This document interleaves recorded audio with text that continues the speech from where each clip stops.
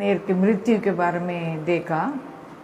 आज आगे कुछ और बातों को देखेंगे, खासतौर से दूसरा शमूएल 4 अध्याय से। जरूर इसमें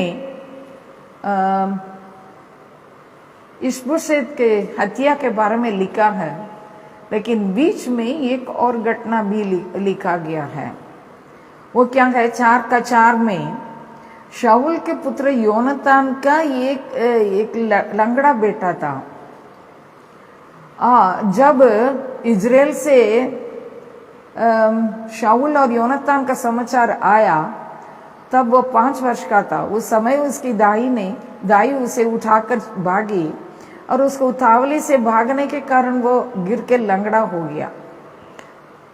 उसका नाम मपीपोशेत था।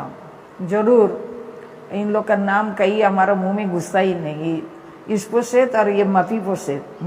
कई बार दोनों नाम से आप इधर उधर हो जाएंगे। इसका नाम मपीपोशेत, और ये लंगड़ा हो गया। जन्म से ये लंगड़ा नहीं था, जन्म से नहीं, लेकिन इसको बचाने के विचार से, सुरक्षित रखने के विचार से क्या किए, इसका भाई जो है उसको लेके भागे। असली में जब बाप की मृत्यु हो जाती तो उसके बाद उसके बेटे का सुरक्षा कम हो जाता है। ऐसा क्योंकि ये लड़ाई के जगह पर हुआ है, तो इसलिए ये लोग सोचते हैं कि कैसे भी हो राजवंश को बचा के रखना है। ये विचार था, अच्छा विचार है, गलत विचार नहीं है। लेकिन वहां देखते हैं जरूर वो भागी है, उतावली से भागी है, क्योंकि बचाना है, वो जल्दीबाजी करना है, तेज करना है, कैसे भी हो बचाना है। लेकिन उस जगह में एक लापरवाही हुआ है, मैं तो बोलेंगे लापरवाही। और उतावली में भागने के टाइम में थोड़ा सा लापरवाही करने के चलते वो बेटा हाथ से गिरा।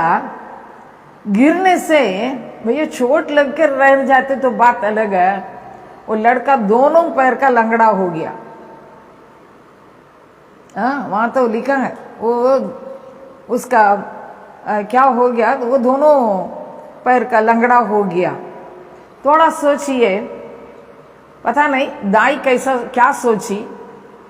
मैं होती तो जरूर छाती पीट कर रोती, मदद करने के लिए गई, लेकिन हुआ दूसरा कुछ। भैया हम दूसरों को कभी कभी मदद करने के लिए दौड़ते हैं, हाथ बैठाते हैं, लेकिन उसी में कभी कभी थोड़ी सी सावधानी नहीं बरतते, इसलिए वो उनके जीवन में बचाव का काम नहीं किया। हो सकता है जीवन भर उनको अपाहिज बना के रख सकता है। कई बार लोग बोलते हैं, मैं इसको बोलते समय इसको पढ़ते समय एक चीज याद करती हूँ। तमिल में एक कहावत है, कोली मेदिची कुंजी साहाद, यानी मुर्गी अगर अपने चुज्जा पर पैर रख के दबा देती वो मरेगा नहीं। लेकिन मैं उसी में एक चीज ऐड करती हूँ, जिंदगी भर वो मुर्गी का बच्चा जो है लंगड़ा होकर रह सकता। हाँ जी, मरेगा नहीं। ये लड़का मरा नहीं है, मृत्यु से बचाया गया। लेकिन हुआ क्या, जिंदगी भर वो अपने पैर पर खड़ा नहीं हो पाया। हम दूसरों को मदद करते समय थोड़ा सावधानी से मदद करें। हमारे अंदर उतावली करने का स्वभाव है, जल्दीबाजी करने का स्वभाव है। मेरे जल्दीबाजी करने के स्वभाव में मुझे सावधानी हटने का काम मेरे अंदर से हो सकता है। आप काम करते समय कितना सावधान है, काम करिए, दूसरों को मदद कीजिए। मदद करने के विचार कर रहे हैं, अच्छी बात है, लेकिन तेज दौड़ेंगे, तेज दौड़ते समय थोड़ा सोचिए, मुंह नाक रगड़ के कहीं खड़ा ना होने पाए। ये दाई को कुछ नहीं हुआ भाई, वो तो चली गई, वो तो रह गई, लेकिन बेटा का जीवन हमेशा के लिए अधूरा ही रह गया। हम अपने जीवन में दूसरों को मदद करने के टाइम में सावधानी से करें, ताकि उनके भविष्य में वो कुछ भी हानि नहीं पहुंचाए, उसमें सावधान रहें। ठीक, अभी मैं इस्पोशेत के बारे में मैं थोड़ा सा बोलने के लिए चाहते हैं। मपीबोशेत के बारे में तो बोल दी। इस्पोशेत कौन है? शाऊल का बेटा है। बाप के राजगद्दी में ये बैठा था। अच्छा, राजगद्दी में बैठा था। उस जगह पे उसमें बैठते समय जब देखा अब्नेर मर गया, ये बहुत ही डर गया। असली में इसका राजा बनाने का काम अब्नेर ही किया था। भैया एक चीज याद रखिए, कोई भी आपको मदद करते हैं वो आपके लिए, मैं एक तरह समझती हूँ, वो आपके लिए आड़ बन के रहता है। आपके लिए वो थोड़ा बहुत आड़ बन के रहते हैं। यहाँ अब्नेर के आड़ इस पर से, किस पर से? इस्पोशेत से उठ गया। हम लोग मालूम नहीं है आप लोग कैसा सोचते हैं।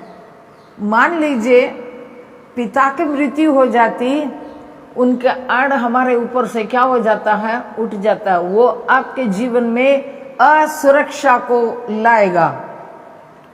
क्यों मालूम है? जो आपको बैकिंग कर रहे हैं, आपके लिए आड़ के रूप में रह रहे हैं, वो जब उनके आड़ जब हट गए तो उस समय शत्रु आपको अटैक करने के लिए पूरा पूरा रास्ता हो सकता है।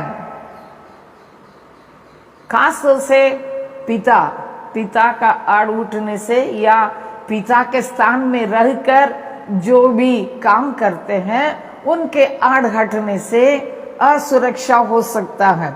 मैं इस जगह में ये भी बोल सकती हूँ, आपको शारीरिक रूप से माता पिता आड़ के रूप में रह सकते हैं, आत्मिक रूप से भी परमेश्वर आपको आड़ देने के लिए आत्मिक अगुओं को रखता है। इसी को ही हम लोग इसको देख लेते हैं। इब्रानियों 13 अध्याय,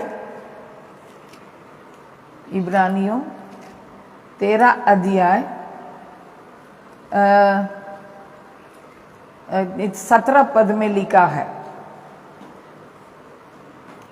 अपने अगुओं की आज्ञा मानो और उनके अधीन रहो, क्योंकि वे उनके समान तुम्हारे प्राणों के लिए जागते रहते हैं। इसका अर्थ क्या है?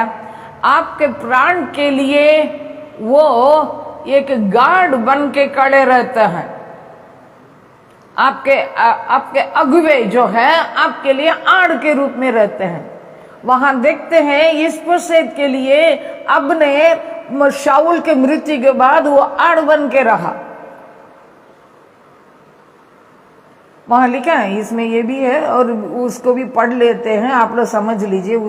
उसको यहाँ बोलने की जरूरत नहीं है। फिर भी जिन्हें लेखा देना पड़ेगा, जागते रहते जिन्हें लेखा देना पड़ेगा, वे ये काम आनंद से करें, न कि ठंडी सांस लेकर, क्योंकि इस दशा में तुम्हें कुछ लाभ नहीं। आत्मिक अगुओं को दिया है, आप अधीन रहिए और उनको दुख न पहुंचाएं, दुख न पहुंचाएं। जो भी आपका लीडर है उनको दुख न पहुंचाएं।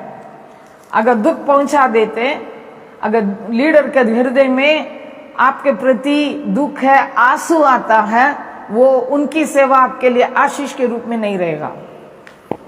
इसलिए लीडर को दुखी ना करें, क्योंकि वे आड़ बन के रह रहे। यहां आड़ उठ गई तो ये डर रहा है क्या होगा क्या होगा। सचे में वो ऐसे ही हुआ। जब अब्नेर मर गया, ये अपने घर में आराम करने के टाइम में उसकी सुरक्षा खत्म हो गई।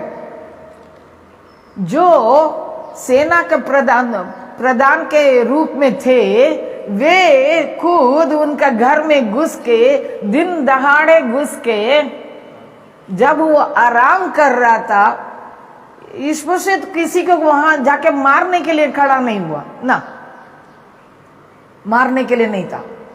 वो अपने ही कमरे में, वहां तो लिखा है, अपने चारपाई पर आराम कर रहा था।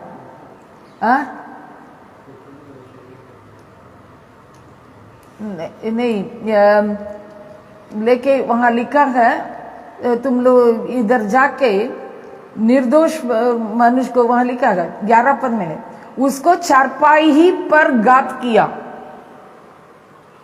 चारपाई पर लेटा हुआ आदमी को जाकर ये लोग क्या कर रहे हैं, दिन दहाड़े सिर काट रहे हैं।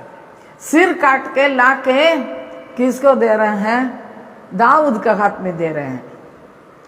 तो कभी कभी हम लोग इसको पहचानते नहीं है। आपके ऊपर रखे हुआ जो भी आड़ के रूप में रखे हुए अगुवे को मानकर सही रहिएगा। अगर आड़ नहीं है, आप हमेशा खतरे का जगह पर है, you are expose to danger, खतरे के स्थान पहुंच जाते हैं आप। इसलिए ये मत सोचिए हम किसी अगुवे के अधीन में नहीं रहेंगे, ऐसा कभी ना सोचें। अगर आप कल पादरी बनेंगे, प्रचारक बनेंगे, ये भी याद रखिए, आपके विश्वासी के लिए आपको आड़ देना है। शत्रु से बचाने के लिए परमेश्वर अगुओं को रखा है।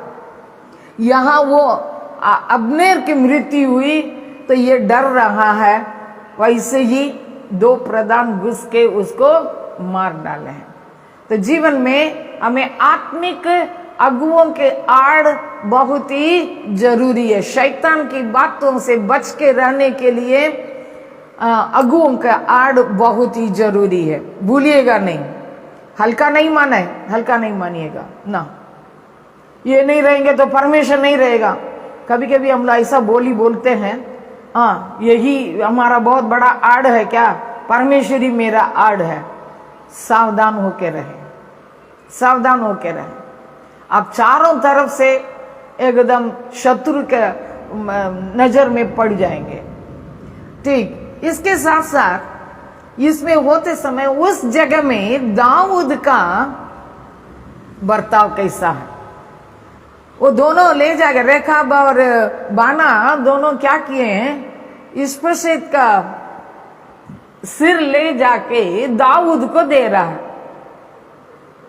वो सोचा खुशखबरी सुना रहा है ना, ये लोग सोचा वो खुशखबरी सुना रहा, लेकिन दाऊद का रिएक्शन एकदम अलग है। कारण क्या है, दाऊद पहले ही शाऊल को भी क्या किया है, वायदा करके वाचा बांध के दिया है, और योनातान से भी क्या किया है, वाचा बांधा है। आपके परिवार का नाम पृथ्वी पर से नहीं मिटाऊंगे। पढ़ेंगे, उस वचन को पढ़ेंगे, पहला शमूएल 24, पहला शमूएल 24 उसका 20, 21, 22 उसमें ये लिखा है, अब मुझे मालूम हुआ है कि निश्चय राजा हो जाएगा और इज़राइल का राज्य तेरे हाथ में स्थिर रहेगा। अब मुझसे यहोवा की शपथ खा कि मैं तेरे वंश को तेरे बाद नष्ट न करूंगा, और न तेरे पिता के घराने में से ऐसा नाम मिटा न डालूंगा। तब दाऊद ने शाऊल से ऐसे ही शपथ खाई।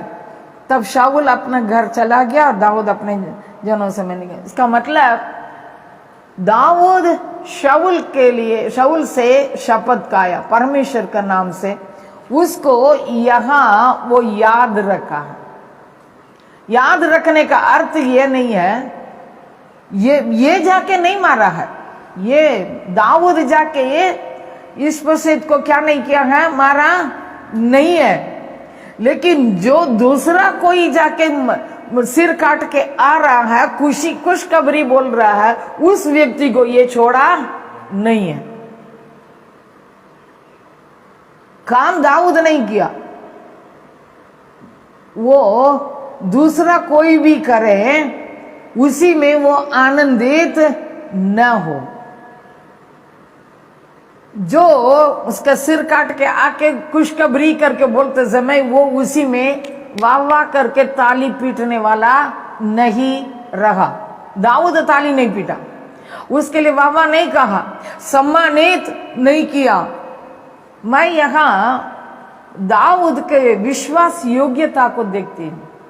वो पहले शाऊल को बादशाह बांध के दे दिया, परमेश्वर का नाम से, यहोवा का नाम से शपथ खाया, उसको भूला नहीं। आज के डेट में उसको पूरा करने के लिए वो बैठा। मैं यहां एक बात देखी ना, क्या देखी मालूम है? दाऊद का हृदय कैसा रह रहा है भैया कि कोई जब तक वो जिंदे हैं तब तक उनसे मान सम्मान जैसा जो बोले हैं मानते हैं। अरे वो अभी तो मर गया है, अभी क्या जरूरी है, उस प्रकार का विचार इसके अंदर आए हुए नहीं किया। किस प्रकार के व्यक्ति के लिए के साथ इसका व्यवहार है जो इसका पीछे पड़ा रहा। यहां यह भी लिखा है तो आपका प्राणों का गाहक था। इसका मतलब जिंदगी भर तंग करने वाला, तंग करते करते करते करते। मान लीजिए अगर कोई व्यक्ति आपको बार बार तंग करते रहेगा, आपका हृदय कितना कोमल होगा या कठोर होगा। मैं आपसे ये पूछना चाहती हूं, कभी कभी किसी का जीवन आपको बहुत ही तकलीफ देता हो, उनके प्रति आपका हृदय कैसा है? आपका हृदय कितना कोमल रहता है? या आप उन दूसरे किसी के बर्ताव के कारण आपका हृदय कठोर होता है या कोमल होता है? अभी चेक करें। आपको तंग करने वाला का कार्य के चलते आप उसके प्रति कितना कठोरता दिखाते हैं। भाई यहां मैं तो देखती हूं दाऊद एकदम मसीह का स्वभाव को दिखाता है, मसीह का स्वभाव दिखाता है। यीशु क्या सिखाया अभी पढ़िएगा, लूका 6वां अध्याय,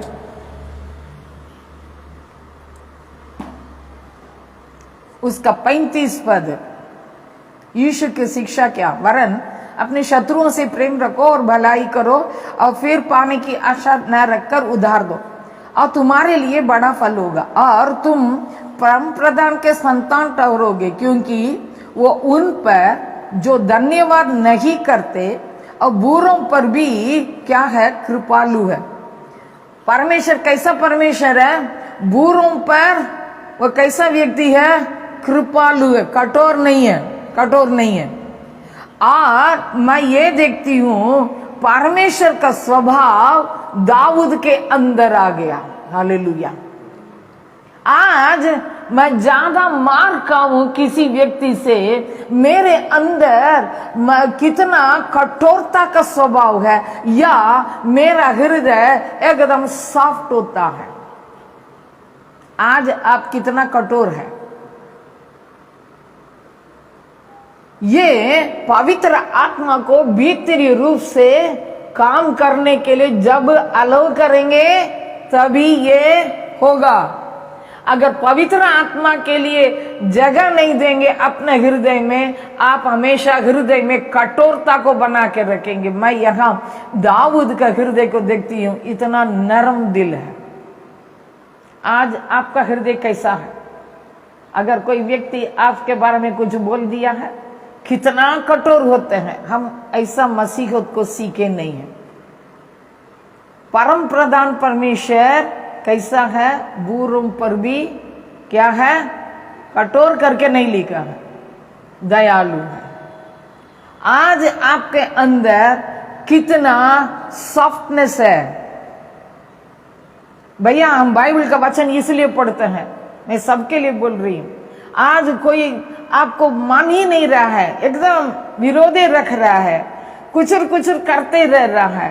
क्या मैं उस व्यक्ति के साथ सॉफ्ट डीलिंग कर सकती हूं, नरम व्यवहार कर सकता हूं? भैया उसके चलते वो कमजोर नहीं है, ना बेवकूफ है, ना कमजोर ना बेवकूफ, क्योंकि वो परम प्रधान की संतान है। हालेलुया। परम प्रधान क्या करता है? बूढ़ों पर भी वो कृपालु है।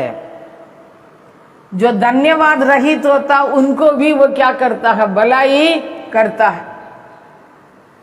कभी कभी किसी किसी को कितने भी भलाई करो, थोड़ा सा भी बुझता सूझता ना, कभी कभी ये छी इन लोगों को करके फायदा क्या। ये हमारा शारीरिक स्वभाव है, लेकिन परमेश्वर का कार्य के चलते मेरे जीवन में ऐसा नहीं। परम प्रधान बुरे लोगों को, दुष्ट को ऊपर भी कृपालु है। आज आप क्या बन के उठे हैं? क्या बने हैं? कठोर बने हैं या कृपालु बने हैं? मैं तो यहाँ दाऊद के जीवन को देखकर कभी कभी ताजुब रखती हूँ। कारण है ये मसीह को नहीं जाना है भाई। यीशु मसीह को अपनाने के समय की बात नहीं है, ये पुराना नियम की बात है।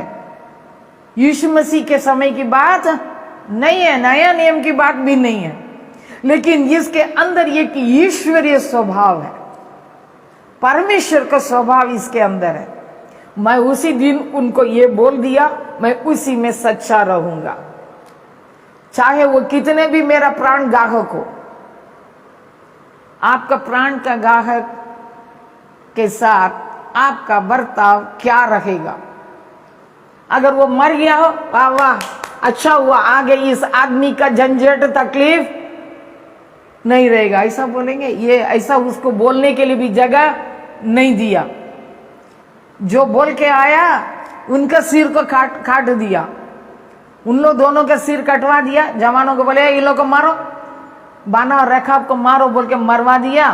और ईशबोशेत का सिर उठा के अब्नेर के कब्र पर रखवा दिया, गाड़ दिया। हम आज शत्रु के जीवन की बातों में कुछ घटता कितना खुश होते हैं। हो सकता है पुराना जमाने में किसी ने आपको कुछ बुराई किया, आज उनके जीवन में कुछ विपत्ति पड़ती, उस समय आपका मुंह से क्या बोल ही निकला, हाँ ना उसी दिन उतना किया था ना इसलिए उसको मिल रहा। कभी कभी हम लोग ये भी बोलने लगते हैं, उस दिन मेरे साथ क्या क्या किया है, आज परमेश्वर अच्छा से पलटा ले रहा है। कभी कभी हमारा मुंह से ये बोली निकलती। परमेश्वर माफ करे, ऐसा भी कुछ नहीं हो सकते जी नहीं। अगर दाऊद ऐसा करता, नया नियम के विश्वासी हम जो है कैसा होना है, कितना होना है, हमारा स्वभाव, हमारा हृदय कितना नरम होना है। जो आपके ऊपर बीतता है वो आपको नरम बनाना चाहिए, ये नहीं कि कठोर नहीं बनाना चाहिए। हम दिन प्रतिदिन कभी कभी बहुत कठोर होते हैं, क्योंकि हमको अपनी बात बड़ी दिखती है, इसलिए हम भीतरी रूप से कठोर होते हैं। परमेश्वर आपसे अगर बात करता है, नम्र बनिए, सॉफ्ट बनिए, तब परमेश्वर के आशीष हमारे ऊपर, हमारे बच्चों पर, आने वाली पीढ़ी पर आशीष ठहरेगी। मैं तो बोलेंगे परमेश्वर इसलिए हमेशा बोलता है दाऊद के चलते, दाऊद के चलते, दाऊद के चलते क्यों बोल रहा है? परमेश्वर दाऊद का नाम लेके छाती क्यों पीटता है बार बार? कारण उसका स्वभाव, कारण उसका स्वभाव। आज मेरा स्वभाव कैसा है? आइए हम प्रार्थना करें।